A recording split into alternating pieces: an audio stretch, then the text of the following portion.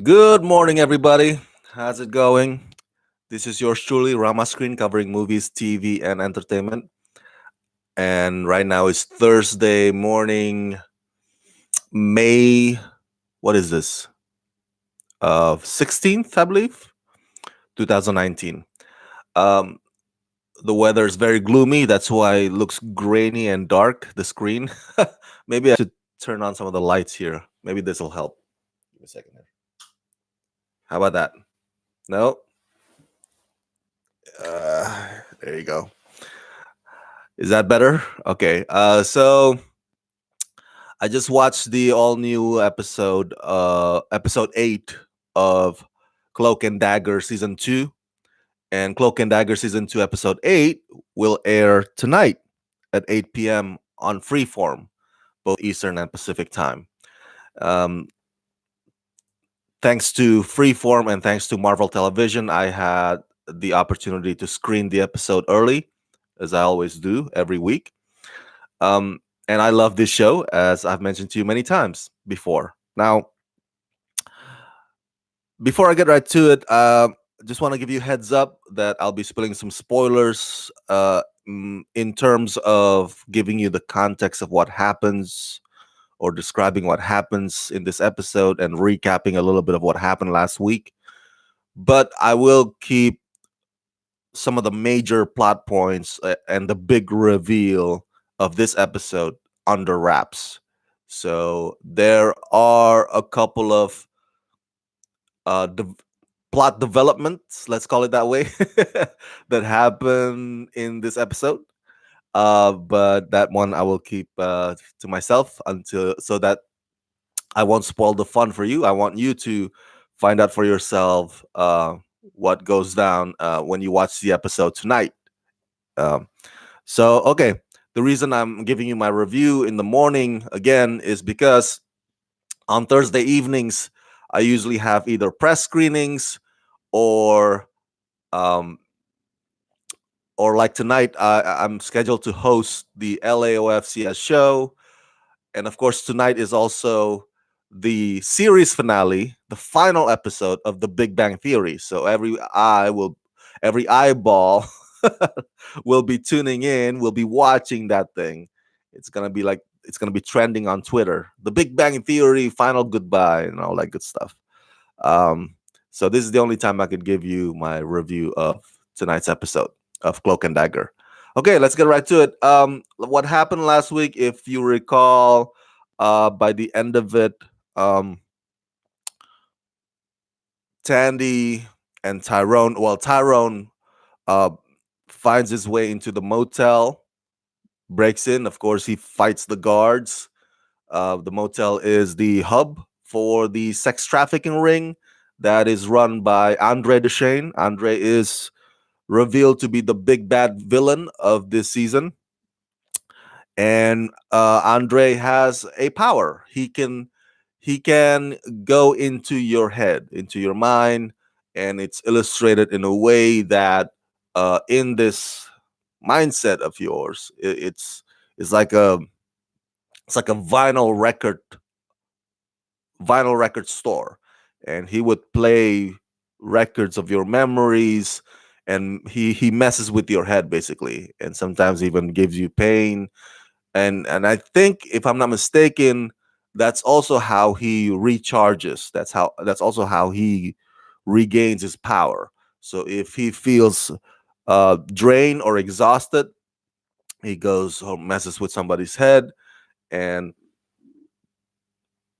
the result will be that somebody um, gets sick or worse, and then he gets better. So Tyrone bust through the motel, in a very pretty cool action sequence last week. And Tandy also did the same thing. She bust out because she was in the motel, using her, of course, light dagger. It was pretty cool. At one point, like she shot a few daggers through the wall, and because she knew that it was gonna make a hole on that wall, and she just run through it, and it was a pretty cool shot in my opinion. And also Tyrone would be like vanishing a bit and then showing up like the game Portal, and he would show up on the other end of the bad guy and then punches him. It's pretty cool. It's pretty cool sequence. You should check out last week's episode. But after that's all said and done, Tyrone got sick, and that's it. It fade to black, and now today's episode picks up after that, or picks up where that left off. And so Tandy calls Avita to help because Tyrone is sick, very ill for whatever reason. And if he doesn't get the attention or medical attention, he's going to die. Avita says, like, I'm not a doctor, but Tandy doesn't want to, because Tyrone has that cloak power, like that fog, smoky thing around him. You can't bring him to the hospital. That'll raise questions. So Evita comes to the abandoned church, and in this episode, she brings with her much of the some of the herb and superstitious supernatural stuff that her auntie Chantel has. So Evita, because she's been trained by her auntie all this time, all these years, she does her own, she does her trick, right? She does her psychic trick like her auntie does, and she opens up a portal to um, the inside of Tyrone. Because remember, one of the things that Tyrone can do is open up this um, dark force dimension thing inside him. Remember in previous episodes, um, Mayhem and who else? Tandy and Connors. They're in that mall. Remember, abandoned mall inside Tyrone. And remember that in that episode, Tandy had to give up her dagger as a payment to go inside. So now they're going back inside. It's Tandy and Bridget because Mayhem is still in there. So Tandy and Bridget jump in, and instead of a mall, this time Tandy finds herself in an arcade run by this very eccentric fella. And there is Tyrone playing this video game. Hence the title of this episode called Two Player. Because at one point in this episode, Tandy and Tyrone end up playing that video game. And it's really cool. um, because some of the sequences in this episode are, that old 8-bit video game player that that we remember, when we grew up playing on Nintendo or the arcade. So the characters are Cloak and Dagger, Tyrone and Tandy. And so Tandy would be like, has a couple of moves, right? She throws the dagger, or she would like slices the dagger to cut the bad guys. And then Tyrone, of course, beats up the bad guy, and then of course teleports himself from one bad guy to the next. It's really awesome. I love this part of the episode. Meanwhile, Bridget finds Mayhem in the vinyl record store, and they have a conversation. Um, Bridget comes in with an intention, but comes out of it with a different result, and I'm not going to tell you what that is. All right, so you're going to have to watch the episode tonight. Meanwhile, while all that is happening, um, Tyrone's mom, let me see the name here, Adina.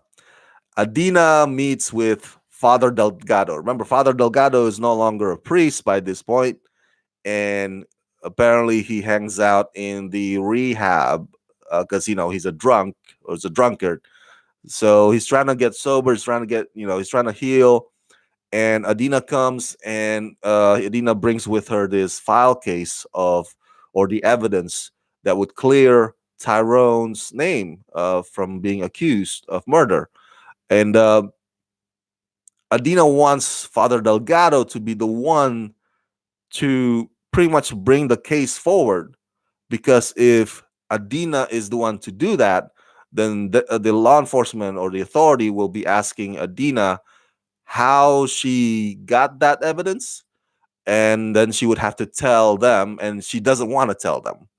Uh, the reason why she would have to tell them, I think, because she is a lawyer or some sort. So that's part of the obligation. But she said that Father Delgado, you're a priest, so with that cloak, I'm sorry, not with that collar, comes the um, sort of like a immunity, like you a priest, just like journalists, they have the right to not disclose their sources. So that's the reason why Adina comes to Father Delgado. All right, so here are my thoughts. I gave you the context. I gave you the play by play. Um, First up, I feel very very sorry for Evita in this episode. Evita finds herself channeling or her training or what her auntie has taught her over the years to try to save Tyrone, but in the process, without going too much into details, she also finds herself bound or obligated to take up the mantle of her aunt in this episode. And you can tell that she's very conflicted because, like, I want to go to medical school, I want to be a doctor, I want to leave this town. This is not the life I'm planning. I don't want to be, the next, or my auntie successor, being stuck in the that place. Um, so I feel her pain because at one point, when after she revives Tyrone, Tyrone tries to hold Evita's hand because remember they're supposed to be still in a relationship. Evita kind of pulls away, and you could tell because she doesn't. Yeah, she's relieved that Tyrone is back by the end of this episode, but she hates what that um has made her into. Like that has caused her to be stuck in that position in that town. And I think, in my opinion, that's gonna put resentment in her heart towards Tyrone. I don't think they're gonna. I don't think their relationship will heal from that. I think she's gonna. She doesn't necessarily blame Tyrone, but she will see Tyrone in that sort of light. That she will not be able to see Tyrone just like she did before, full of love and fondness. Now she sees Tyrone and just sees like, oh, your situation, your whole thing caused me to be stuck in this, position and place now, and then I didn't want to be here, and so I feel really really awful for Evita. Right now it's episode 8. There are only 2 episodes left in the season 2, so I think this is a pretty compelling evolution for Evita's for the character Evita. Um, if the show does get renewed for third season, I'm curious to see how Evita plays into the Cloak and Dagger, as a team, Cloak and Dagger as a team. Whether she wants to help them with her supernatural powers, superstitious powers, or not. Maybe after this she resents them so much that she not necessarily that she turns into a villain, but probably she's like, you know what, you're on your own. You've caused me too much grief already. I didn't want to be my anti successor, but because of your situation, now I'm here. Um, so yeah, man, I feel really bad for Evita.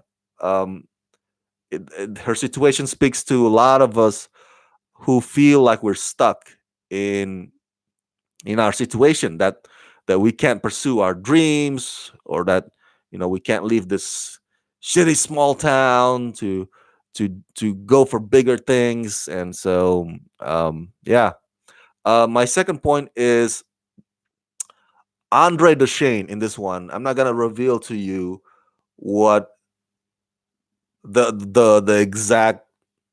I'm not gonna reveal the pain that he causes, the suffering that he causes in this episode to a character. That you're gonna have to watch that episode tonight to find out for yourself. But you get the understanding that Andre, that his power to get into people's mindset or heads and messes with their heads and and absorbs their energy, if you will. To whenever he feels drained, he gets people's energy back, and that results in that person's energy to be drained. You get the sense that, like, after this episode, you're like, wow, now I see why he's the bad guy.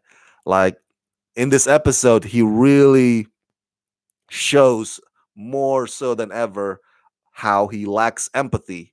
Um, and you'll get to see that here.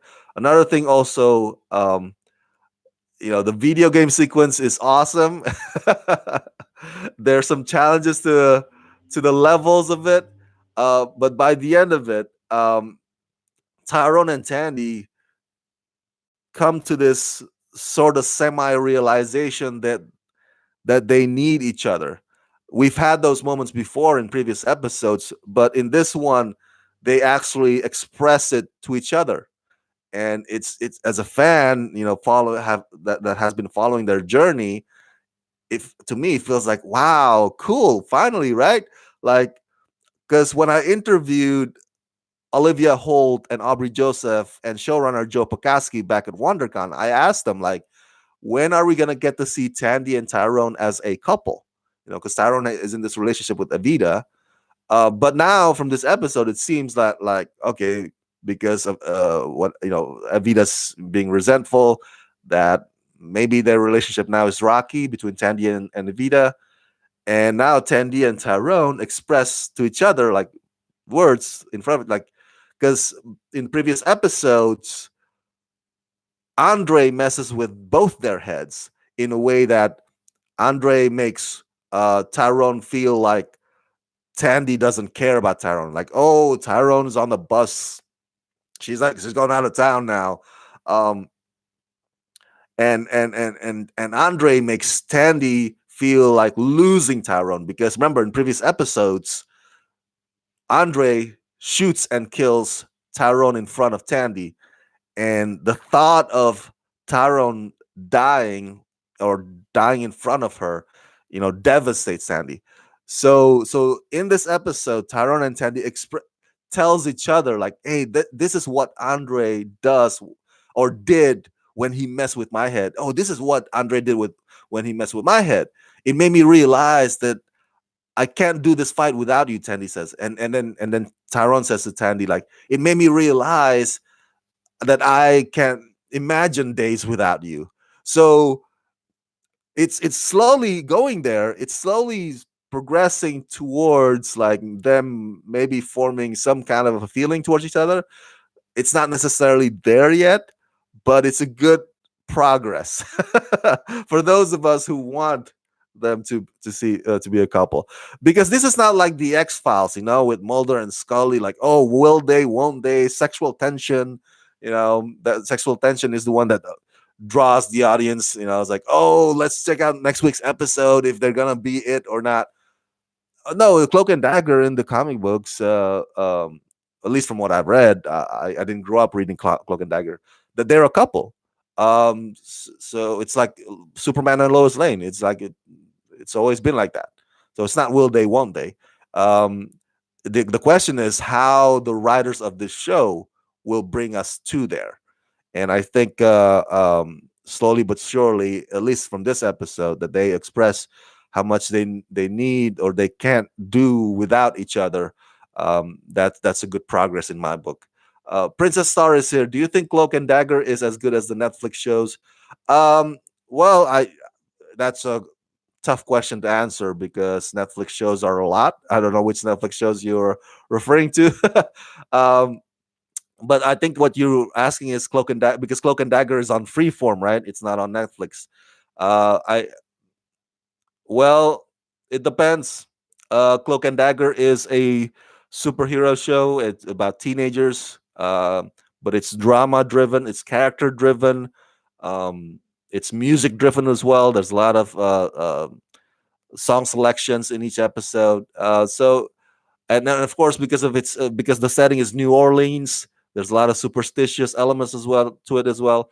So It depends. I suggest that you give it a shot. It's on Freeform every Thursday nights at 8 p.m. Eastern and Pacific time. Um, so, as good as Netflix shows or not, that is up to you. That is up to your preference. I like this show. I love this show.